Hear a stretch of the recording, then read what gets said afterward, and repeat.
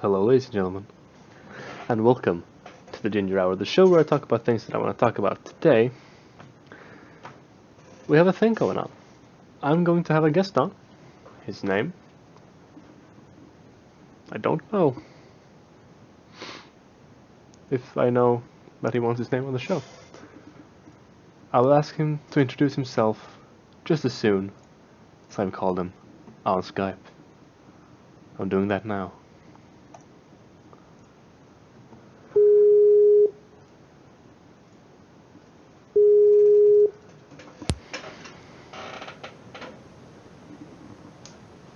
Hey, man. Hey, what's up? Hey! It's, just, doing a show. We're live. Say hi to the folks. Introduce yourself. Hey, I'm Daniel. Yep. Hi. Um, so for the people who don't know, pretty much everyone that would be, um, your name is Daniel. You're my dungeon master. We play every Saturday. Um, and I wanted to bring you on to talk a bit about, Dungeons and Dragons. I want to talk about running Dungeons and Dragons, and how like what your like what's the word that I'm looking for here? Your Playstyle?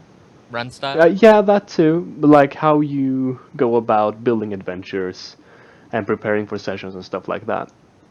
That's kind of that's what I'm going for with this Absolutely. thing. I could do a question at a time, or I could just spiel off. What would you rather have? I don't even have questions prepared. It's just like a back and forth talking thing, because I run a game for my friend, so I wanna back and forth. Let's start about Dungeons and Dragons. Um, overall, when did you start? How long have you played? I've been playing Dungeons and Dragons, I guess, since I was in middle school, and I'm 29 now, so I've been playing probably since I was 11 Oh years wow, old. So I started by you've been playing having for a almost as long as I've been alive. awesome. Yeah, I had a few friends that played this Dungeon Dragon style game, but it was more or less not using the books. It was kind of just like a role play, make fun, your own thing, more imaginative. Whatever you wanted to do, you could do. And there wasn't really a set curriculum on how the game would play out or like what the role styles were. It was just whatever the person in charge of the particular time was saying. Hey, like if you roll a six on a d6, you do whatever you wanted to do, but any other number, something bad happens, Yeah. and that sort of play style.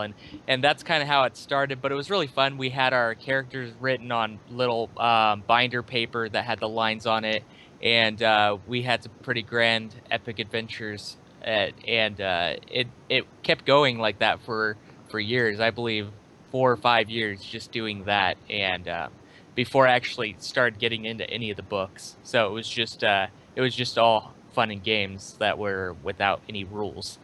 Eh, I liked it that way. That sounds super dope. Yeah, because like back in the day, there weren't such a thing as like polyhedral dice, right? It was only the d6s. Yeah, they had D20s around, but I Yeah. mean, yeah, that just wasn't something that we I'm really thinking back. This is 18 years ago, so it would have been 97 or so.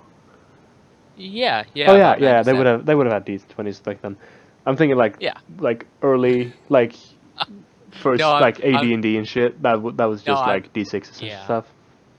I think the first edition of D&D either came out like when I was born or Oh before that, like in the 80s. So yeah, maybe even yeah. So that was a I long mean time I ago. was born in 87, so it probably came out either around the time I was born or before then. So Oh, yeah. well done. Yeah. Um, I'm intrigued by that. Like, you roll a d6 on a six, you do whatever you want. That's cool. That's kind of like that. That reminds me of the dungeon world system, where you roll two d6s when you want to do a thing, and on a, I think it's 10 to 12 or a 9 through 12, you succeed flawlessly. On a 7 through 9, you do the thing, but something happens, and on a 6 and lower you fail, but you get an EXP, right? Hmm. And that's like you level up by failing rolls and progressing the story that way. And I think that's really Yeah. neat. That kind of playstyle actually helps, I think, develop somebody to be a good DM because they can really make any kind of situation that's not in the book happen because they have a lot of experience with just coming up with stuff on their imagination and not just having to, oh, let me look in the book, what's it say about that, right? They can be like, yeah, you can role play that, let's try to figure out how this would work, you know? Yeah, So it gives a lot of experience in that regard. yeah, cool. You've been playing for a long time. Jesus Christ. I actually didn't start DMing myself. Well, I mean, I did a few when I was younger, but like never like a big game until about a year and a half, 2 years ago. And then I Yeah, was kind of just like bored of just being the player, and I was like, oh, I'm gonna do it for other people because I have a lot of good ideas, so I'm gonna bring those to light. And so yeah. You have a ton of I good did. ideas. Like holy shit. I'm like thoroughly impressed every single session at like what is going on? How does Daniel handle this stuff? It's like it's weird. I Um, I think some of my imagination for what to come up with and stuff. Like I'm a very big artist. I have a studio art degree, and oh, cool. I've done art pretty much my whole life in school, and so the maps I come up with and stuff like they're simply based, but I try to make them as imaginative and as artistic as possible. Yeah, And I try to give a lot of variance to each map to make sure like some are kind of curvy, some are kind of straight and like rigid, and I try to give a lot of even some are simple where there's just like one thing in the middle and like this map's empty, or it's like super like compacted with just buildings and people and situations where you can really do whatever you wanted in any situation. I try to give a lot of variety. you do. You succeed at that. At least that's what I feel. I really like your maps. I haven't made any maps for my players so far. Um, I have three, maybe four, in the adventure that I'm gonna run with my, or that I'm going to start with my group on Friday. I just drew up those things in Paint, copy pasted them into a Word document. I'm gonna print that out. That's essentially what I've done. Yeah. Um, I'm excited about that. I had a thought, but then it got away from me. Right, art stuff. Is there any place on the internet where I can find your art? I'm curious. Yeah, I have a website. It's www.danielstimminger.com. I mean, my name is spelled kind of weird, but it's Daniel for my first name, Steiminger for my last name. And if you just go to my website, it's got my portfolio with uh, art from what I did in school all the way up till what I've done recently, and also a video game I made, and one I've got linked I think to my Vimeo channel, and my YouTube channel is Malavar TC1. I have some of my art stuff on there too, some of the video games I'm making. But yeah, I have a lot of art on the internet. If you just look up my name, you'll probably be able to come across some of it. Cool. Neato. Alright. I was just curious. Yeah, no I like problem. art. It's like, like nice art is just neat to find overall. Um, so what do you think now? Do you prefer running the game or playing in a game? It depends on the situation. I really like running the games because it really lets my brain try to come up with stuff on the spot, and it keeps me on my toes. It really helps me for when I do other things because then I'm always thinking on the spot in my Yeah. in my D&D game, so I'm able to think on the spot in my everyday life routine. I do like having to come up with the story and the new maps, and so it really lets my creativity continue to blossom. So Yeah. I like DMing. Yeah, a lot more. So Cool. Neato. All right. I don't know. I The way I started was pretty much like I started watching Critical Role on Geek and Sundry, and I got really into that for a long time. I'm still into that. Um, So I figured, you know what, D&D is really cool. I'll just pick up the player's handbook and see where I can go from there, right? So I picked that up, read it through, and up until this point, I had pretty much like talked to my friends like, hey, guys, we should totally try D&D sometime. Hey, maybe join. And they were like, yeah, sure, whatever, yeah, maybe. And then I talked with one of my friends, Rochilla Gamer, over on YouTube. And I was like, you know what? Fuck it. I want to play D&D. So I sent out a mass text to my friends like, I'm gonna play D&D at this time at this place. Fucking be there or fuck off, pretty much. And then they showed up and we played D&D. It was fun. So that's how I started D&D. And then I found your group on the internet because I wanted not only to DM, I wanted to actually play as a player as well. Yeah. I pretty much Um, taken on the role of the DM because I don't think my friends would be willing. Like, I don't think they'd feel the need or want to put on the time required to prepare and stuff like that. I really like Roll20 because it gives your preparation a lot of options. Yeah. I like the token system and the being able to search things up on the internet that are free to be able to just drop into your map somewhere, or be able to purchase stuff that you find to be intriguing but you want for your map. I really like that style a lot. It also gives a lot of variety of the people that you'll meet across the web. Yeah. For example, from different countries, right? Yeah. Or from different Continents. yeah, continents, different time zones, and so you all kind of have to work together to try to make it a good time for everyone, as well as make it a good experience for everyone because everybody has different backgrounds and different experiences. Yeah. The group I do D&D with on Wednesday nights where I live, I mean they're all around, I guess, a younger age, like 15 to 25, and they're all basically the average person that I would know at a comic book store, and so I don't really get that same kind of variety there that Yeah. I do on Roll20. I get that. Yeah, we started off on Roll20 because I didn't have the dice, or we didn't have the dice to play, and we didn't have, all of that stuff. Yeah. But then I got it, and I actually, I much prefer playing, like, in real life. It gives a whole different kind of, like, feeling to playing D&D, I feel. And you run Yeah. less of a risk of interrupting someone when you start talking. Yeah.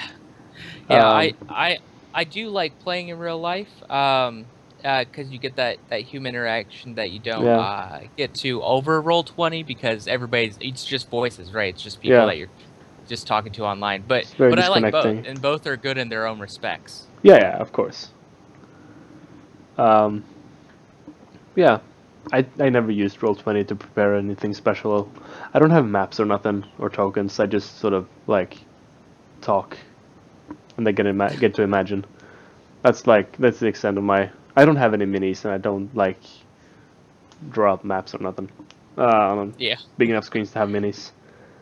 Um, but I have tried to prepare a bit more extensively for this next adventure. Um, I have, let's see, 12 pages in a Word document written up with that's NPCs, that's a general like synopsis of the adventure, it's magic items, it's maps, all that stuff. So, what's your structure when you prepare stuff? Do you like write up detailed notes about every NPC and the world and the buildings and stuff like that, or do you like roll on tables? Well, I mostly like doing a sandbox style. So when I'm setting up a map, I figure out where the players are currently, and then all the options that they could possibly do to go wherever. And I try to set up a map for each particular place that it is possible for them to go to. Yeah. I'm not going to do like a map for a place that's like 50 miles away if there's no way for them to get to that particular area. No, of But I course will not. do like options, like if they were to to go into a portal that's right next to them, Yeah. or if they were to leave the building that they're in. I make sure that those options are always available. Yeah. I make sure that if there is particular characters that I've made that I want to be part of the storyline, I make those characters come into their way if they don't find their way to them. I make sure that there's a way that those characters are brought into the storyline in some way or another. But I do try to let it be still a sandbox style where they get to choose their own adventure, but the main parts of the adventure still happen, whether or not they partake in it. That's my setup when I go towards what am I going to do for this map? What am I going to do for this part of the story? What am I going to do for the entirety of the world that I've created? So Yeah. That's good. The way I've done it so far is pretty much like you've been sent on this assignment, do said assignment. I haven't really done any plot hooks like, hey, this thing happened, how do you want to react? I should probably do that. It's gonna feel more immersive for the players, but it's difficult to do that, right? right. I don't know. I I would say that it takes practice, it takes time, and then once you get the hang of it, you'll be able to really adapt to your players a lot easier. It takes Yeah. practice, and I mean like I've only played a lot longer than I've DM'd, but because I've played a lot, you kind of see the play styles of different DMs, and you take what you like, and you leave what you don't. For example, I try to make D&D a very worthwhile experience for every player. One of the main focuses of how I run D&D is I make sure that everybody's having a good time. Yeah. Even if it's like not the exact story that they want, I try to make sure that I involve them somehow or try to get them in a way to play the D&D in which they can at least enjoy being there, and then give them personal side quests or something while everybody else is doing the main quest. Yeah. Everybody has that option. I'm not just like funneling them into a particular thing that I want to happen. No, of course not. I also try to make sure that everybody feels welcome. I had an That's important. experience once.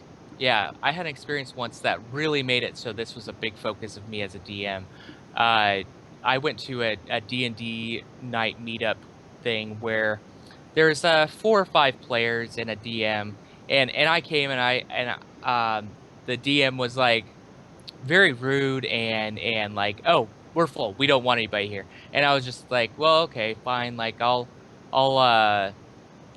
I'll just go find another group. And there's nobody around, nobody else around. And I ended up just kind of like just hanging around in the comic book store or whatever that I was at. And I felt really like kind of shut down that the guy was even like kind of rude to me, just wanting to watch even if it wasn't there like to play, because he was like, "Oh, we're cut off. We don't want any more, right?"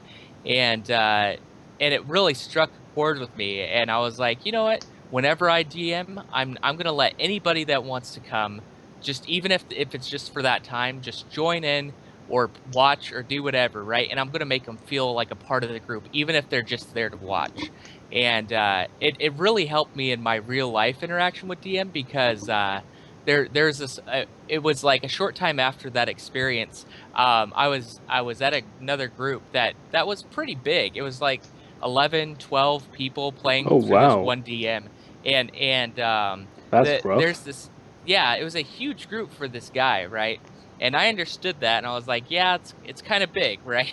And somebody else wanted to join in, and by this point, yeah, it was a huge group, and the guy was getting to the point where that other DM treated me with like 4 or 5 people, right? So Mm. I was like, I'm gonna treat this kid how I would have wanted to be treated when I came into that group. So I started being really nice to the kid, and I started being like, and started like involving him in the campaign with me as my character to kind of see how things worked out, right? Even if the DM or the rest of the players didn't want to deal with them. And what ended up happening with that group, the DM for that group was a good guy, by the way. He was just overloaded with a ton of people. I actually Yeah. split. With his like, I didn't want to steal people from his game, but like we talked about it, and with his permission, like we split that group into 2 games, and that's the group I'm actually running DMing on Oh. Wednesdays now. Cool. And it ended up working out because like even though like the group was overloaded and it was a lot of people, we were able to branch it off so that there was 2 groups and everybody that was there was having a good time. And since then, it's brought in a lot more people, and we may even, like, if we get more people, split off again into another group, right? So if you treat your people that come up and want to check it out with respect and with knowing that, like, even if you're like feel you're a little overloaded, even if you just give it a shot, like, it may blossom into more groups and more people coming to experience the great nature that is D&D, right? Because this is an escape from the world. It's something that makes it so people don't have to worry about their everyday life and everyday stresses. Like, I don't want to go to D&D thinking, oh crap, like now there's another thing I have to worry about because I have to try to make friends with these people and try to be really nice. If it just comes like, hey, like, this is my escape from the world, this is what I get to enjoy. If you go in it with that light, then it makes it a really good experience. Yeah. Well said. Sorry, I took the floor there. Entirely okay. That's why you're here. It's so that I don't have to talk. I've already done 3 streams today, technically. So I'm a bit tired in the voice and the head. No I problem. spent like most of this afternoon trying to get a game working on a friend's computer while still at home. Didn't work out, unfortunately.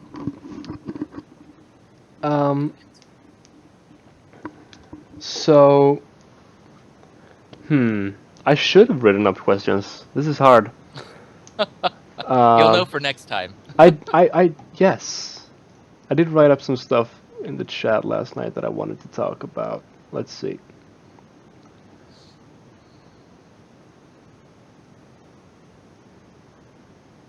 Yeah. I have Okay. a loop of my various maps. Oh, go ahead. No, you were saying? On my screen, I have a loop of my various maps, and I'm streaming as well, just so, like, if people want to look at my creative maps, they can check out my channel as well. But yeah, like, Yeah. I just wanted to throw that in there. Cool. Go to twitch.tv/MalavarTC1. Check that out. Yeah. Well, definitely stay on the stream because this is the one we're talking on. Yeah, that thing. Absolutely. So how would you describe the way that you run a campaign? Would you like? I mean, it's a sandbox. Like, we can do whatever the fuck we want, and like we have. But like, how would you put that into words? How you run it? Fluid. I try to go with the flow. With whatever happens, it's like, okay, yeah, I can work with that. I can try to do something that goes along that line. So that's how I run it. I run it very fluid. I don't try to give any rigid, like I said, experiences where it's like, no, you can't do that at all, right? Oh, we want to punch the High Elf Queen in the face. Do it, Yeah. Start a war with the High Elves. That's all you. I get that. I do that as much as I can. The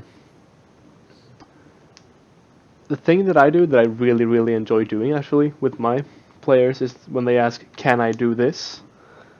And I just reply, "I mean, you can try." And it's like every single time they get so like, "Oh God, maybe this won't work." I like that. Yeah, I really took from a DM this option, which was really great. It was no matter what it is that the player wants to do, however they want to RP, however they want to take on a certain situation, every situation is possible. Yeah, Even if it's like a 0.1% chance, it is still possible, right? So, for example, there is if somebody wanted to fight Zeus of the D&D world, right? Yeah. And they are their 1 level character.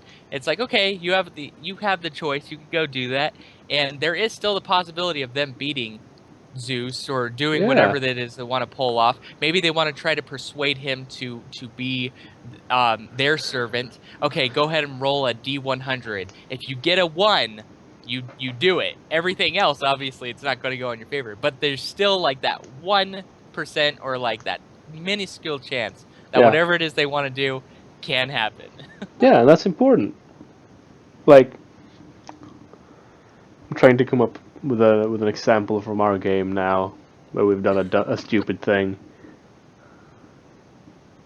It's not really a stupid thing, but it did happen last night where Darthon and I we just stood by this giant lake of lava and like for 20 minutes just talking about, how do we get to the center of this thing? And we have an intelligence of 7 and 8 respectively. That was probably one of my probably one of my favorite times that I've ever played in D&D was like, because I get to be so stupid and it's so much fun to be stupid. Holy shit. I really like how you two came up with the idea. Let's drain the lake into these huge pits, and it's like, well, now that actually alters the course of what this giant lava crater will become in the future. Because I was talking with Darthon, which is my sister Tamara. I was talking with her about it later. I was like, that crater's probably gonna fill up with water in time, and because there's lava underneath the earth there, it's going to become a hot springs, or like a really hot boiling water crater. Like it could alter the course of what people use that for. It used to be the capital, but now it's this big this big hot spring. That's cool. I like that a lot. Like one plan was just to flood it. That was fun. yeah There is a magic item for that, but we didn't have that. Yeah, the magic item guys used before, where you flooded the other place. Yeah, that could have been used to flood the lava pit. That was a scroll, right? Yeah, that was a scroll. Yeah, there's an item in the DMG that's called the Decanter of Endless Water, where if you just unplug the plug and you just pour out water forever. Oh, I think I know that one. Yeah. Yeah.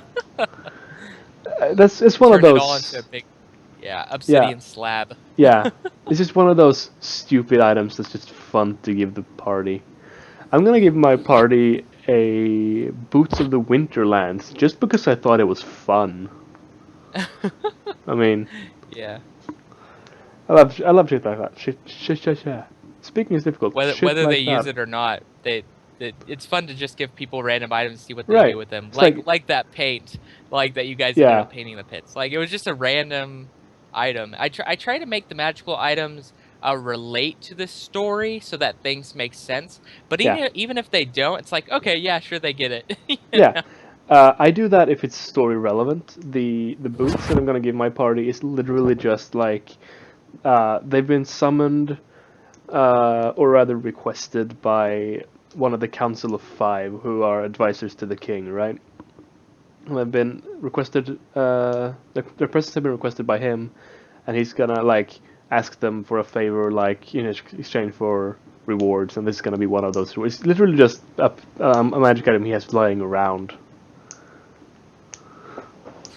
That's pretty much why. It's like they're gonna get some dragon scale armor. They're gonna get the boots, a dope sick maul, and some other guy I can't remember. The quiver of Elona. And it's like, these are fun stuff. And I have a ranger, and she's gonna be really excited about the quiver. And I'm pretty sure the barbarian is gonna be really excited about the maul, and shit like that. It's cool to reward your players with magic items. Definitely. Isn't it?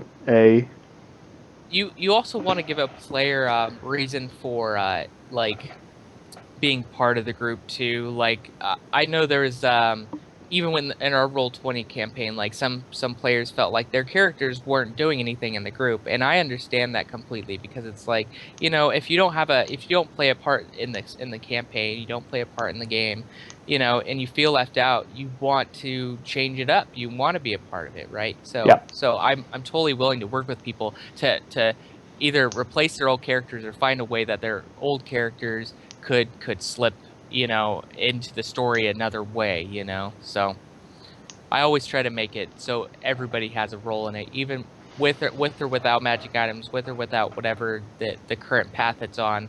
I try to rewrite it so that everybody has a part in it. Yeah. Well, that's great. Yeah.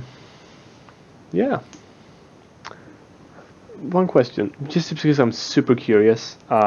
What's your favorite moment that you've played or DM'd? Because I have one Okay. very vivid one that I I have really one for like. my favorite moment I've ever played, Yeah, and one for my favorite moment I've ever DM'd. yeah. My favorite moment I've ever played personally was when I was probably like 16, 17 years old, and I was the last person to have survived this campaign. All the other people have either like moved or done other things, and I was the last one playing in this campaign with this DM, Oh, and I was like, yeah, what would you like to do? And so I ended up going on this grand epic adventure, and towards the end of it, like we had played for like just him DMing me for like a year, and it oh, was that's really so coming to a cool. close because like we were about to head off to college and stuff like that, and about to do our own things, like and move ourselves.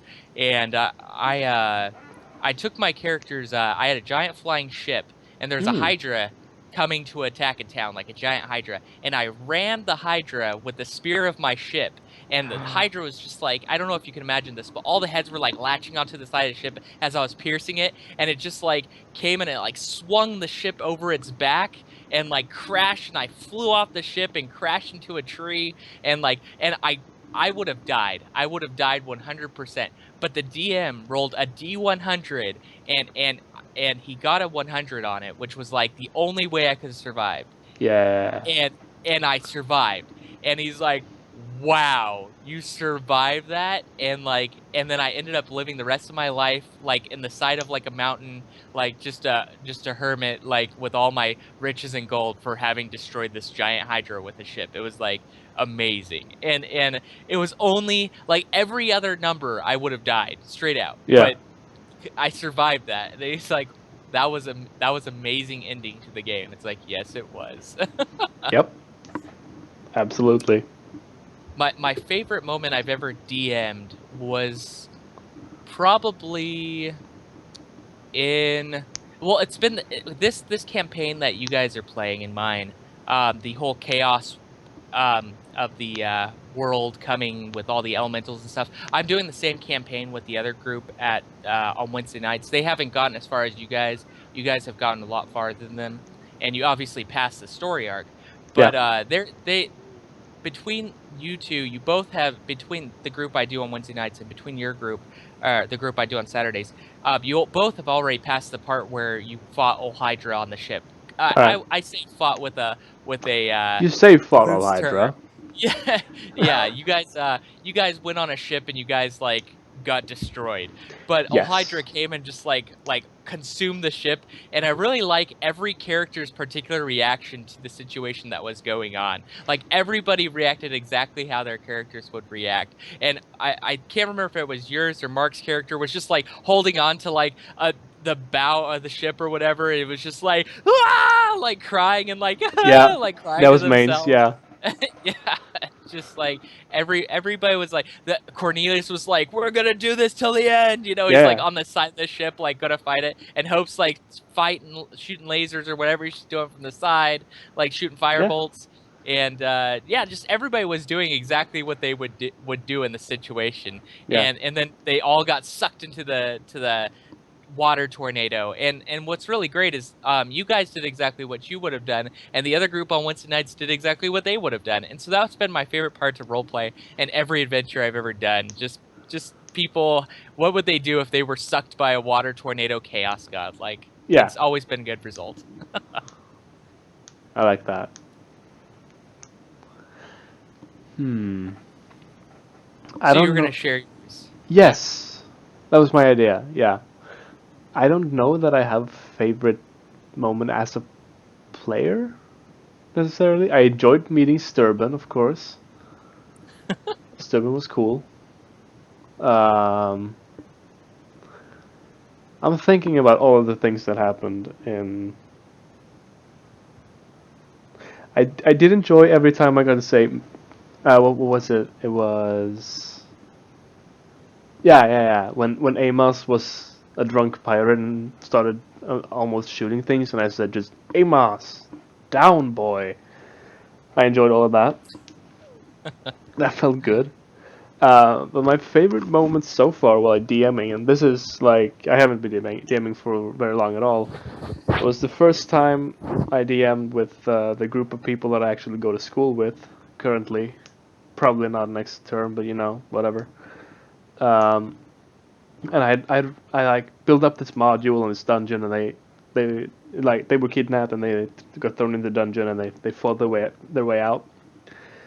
And there was this one room where it was like a massive triangular cavern thing, like almost pyramid shaped, and in the center of it was like a white dragon hatchling, right? It was a really small white dragon, and so there was some fighting starting, and my friend Natalia was playing a barbarian at the time, and when she realized that this dragon was blind, her eyes just lit up with this realization, and that just felt good in my soul. Oh my god, was that cool! It was like a proper like, oh my god, it was sick. That sounds fun. Yeah, it was good. And then they almost died several times. That was also fun. I'm excited to see what they do about this adventure now, because there's gonna be a storm giant in it, and I'm a bit worried they're gonna try and fight the storm giant and die. Because if they fight the storm giant, they will die. Yeah, you always want to give, if there's something that's big and scary and strong, you always want to give options where they survive. You don't want to make it so it's a party wipe every session, right? Oh no, That's of one course thing. not. Yeah, that's one thing I always try to give mercy on. If there's something big and scary and they're going up to it and they don't realize, or even if they do realize, there's a possibility that they're not going to get party wiped. Yeah, You always want to throw that in there. of course. Yeah. Yeah. There was a campaign that I played in where the DM had this whole 10-story dungeon planned out, mapped everything, Oh no. and he had like prepared it all the way to the bottom floor where we were trying to get a deck of many things, which was being held by a ancient red dragon, like a really powerful ancient red dragon. Yeah. And on top of his gold pile or whatever, on the bottom story of this dungeon, and we would have to go down several flights through different mazes, different bosses, and what he didn't realize was a few months beforehand, a few sessions back, he had rolled for me a rare item, a luck blade, which gives a wish, and Oh I no. still had that item. And what I did at the very beginning of the whole like dungeon is I was like, I wish we were right next to the deck of many things. And he's like, no, you didn't. And I was like, yes, I did. And he's like, he just was so livid and so mad, and he just like threw the papers up in the air, and he's like, fine, you're on the bottom floor of the dungeon right in front of this ancient red dragon.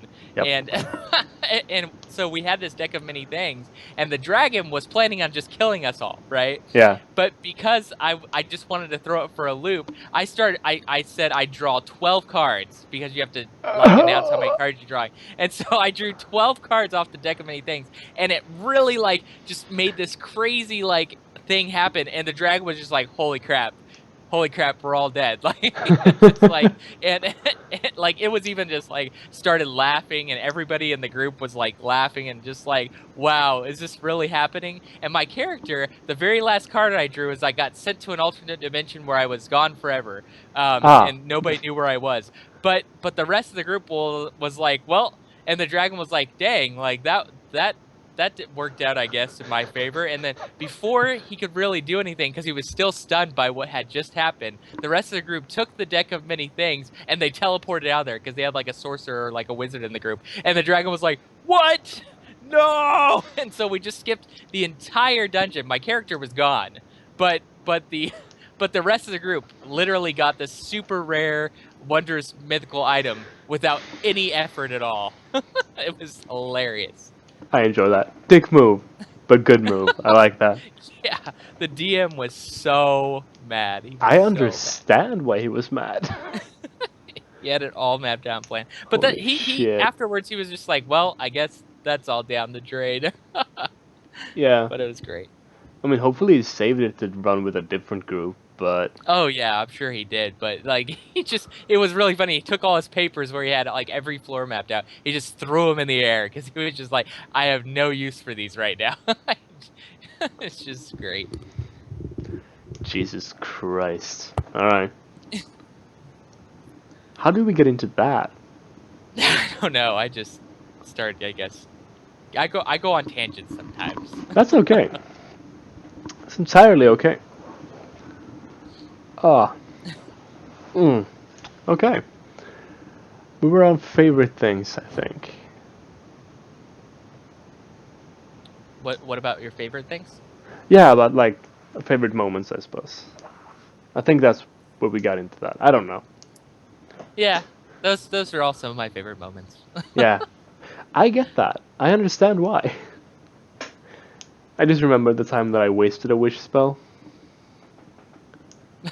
Because I didn't realize it was an actual wish Oh spell. yes, yes, the on the water gem. Yeah, Yeah. too bad. Look, I ain't even mad. Like, shit. I fucked up, It's and that's fine.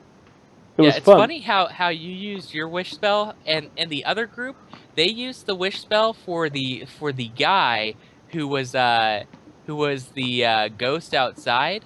Yeah? They wished that he was no longer a ghost, that he was a human again, Oh. and that he was alive again. How selfless of And them. yeah, and they used it, and he was like, and then he realized after he was a human again that he didn't even know he was dead, and he was like, "Wow, like, thank you," like, and he's like, I guess it's time for me to head home. Well, when he heads home, his wife is still dead because Yeah.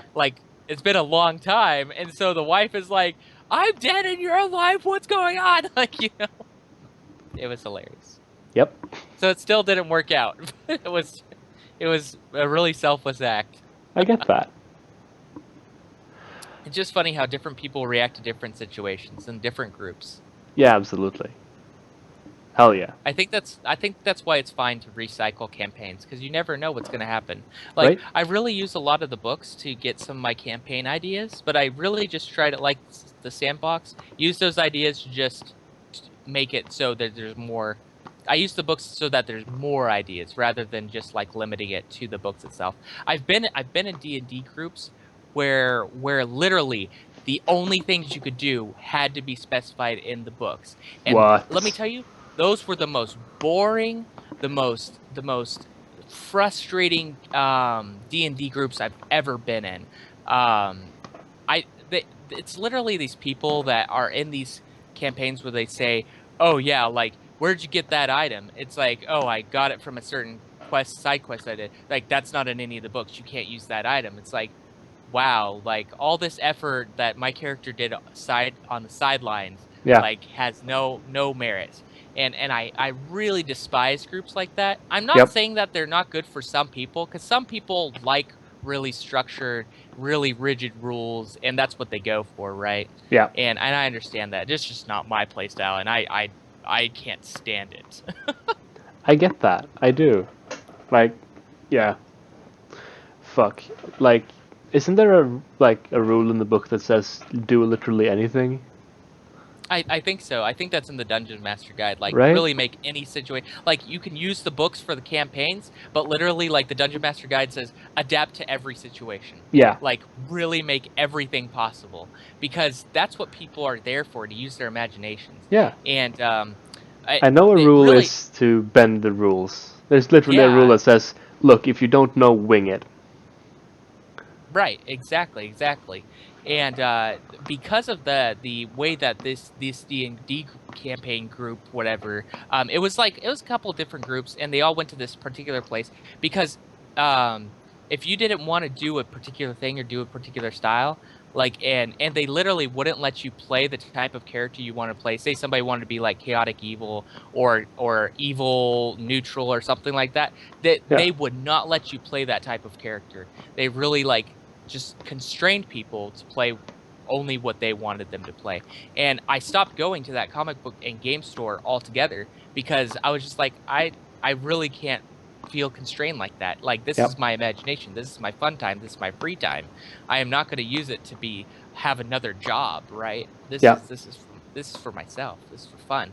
And so I would suggest to anybody listening to this that's planning on DMing or planning on going to a game, don't go to those types of games if you're not one that wants to have another job on top of your already daily stressful life, right? Yeah.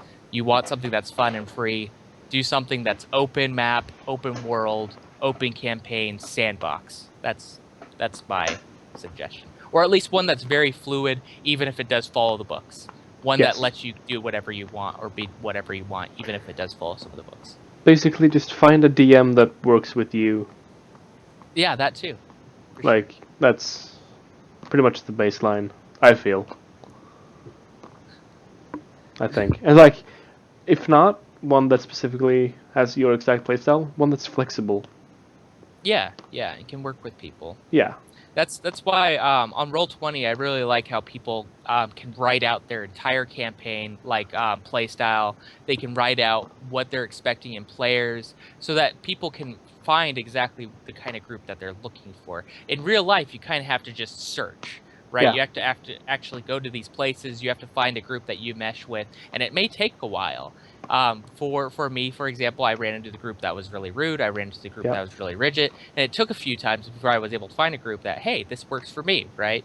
Yeah. But on Roll20, if you don't like a group within the first session, like, you don't have to drive somewhere. You don't have to go to. You just leave the group, Yeah. and you go find one that does match with you. So Yeah. I was just really lucky that I was able to finally convince my my classmates to play with me. glad So, you like, did too. yeah, it's like, I know I get along with these people. Why not go on adventures, stuff like that? Definitely. Yeah. Well, I actually am gonna sign off for the. I hope that's enough time that I gave you. Oh yeah, absolutely. Awesome. Yeah, I'll try to share your Twitch channel as well, and let people know that you do like a podcast thing sometimes. So. Thank you so much. You're welcome. And This was really fun. yeah, and so that you don't forget, Malavar TC1 on Twitch. Check him out. He plays League of Legends. I've seen him opening boxes at one point. Yes. Yeah, League of Legends as well. So, Do you do other stuff yeah, on your Twitch? I have no idea. yeah, I do a lot of stuff. I do League of Legends. I do PS4 games. Oh. If there, for example, I play Fallout 4 right now. Cool. Uncharted 4. My own game that I've been making, my own games that I've made. Yep. I Twitch that sometimes. Just fun stuff sometimes. It just really depends. I'm all over the place, but it all has to do with video games or nerdy stuff. So if you go to my Twitch or you go to my YouTube channel, it's all video games and nerdy stuff. So Good. I hope That's the best kind of stuff. for sure. Well, I'll see you on Saturday. And, yes. Yeah. Talk to Yeah, you man. later, Anton. Have a good time, man. Bye. Bye-bye.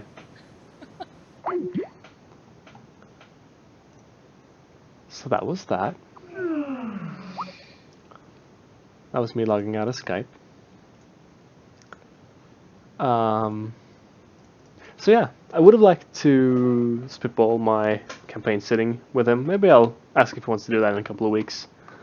Because I have thoughts and ideas on what to do with my campaign setting. I want to make some people evil, and I want to throw some stuff in there. I don't know. And I think I might burp. I did. Gosh. Oh god, again. Anyway, that's gonna be the show for today. I hope you enjoyed that. It was really... I enjoyed it. Like, talking about D&D and past experiences and stuff like that. Even though I should have prepared. Not even to worry. What is this? Sure. That's gonna be the show for now.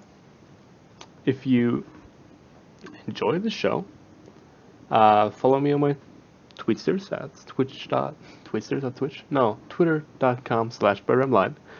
If you're watching this on the stream or as a VOD on the Twitch channel, please leave me a follow here if you want. I mean, you're already here, so you know where it is. It's at twitch.tv/BreadRam. If you're watching this on YouTube and you liked it, you can check out my Twitch. I stream this show. I stream Dark Souls 3 sometimes. My friend Chili over at Rochilla Gamer, we're both trying to get Lords of the Fallen working on his PC so that we can do a co-stream of that. I've streamed some Guild Wars 2. I want to do more of that because I want my ranger to level up. Just pretty much that stuff. What I want to do is like play through some games on stream. That's what I want to do. Pretty much. That's what I want to do. So if that's your thing, come hang out. I suppose that's all. Until next time, guys. Have a good week.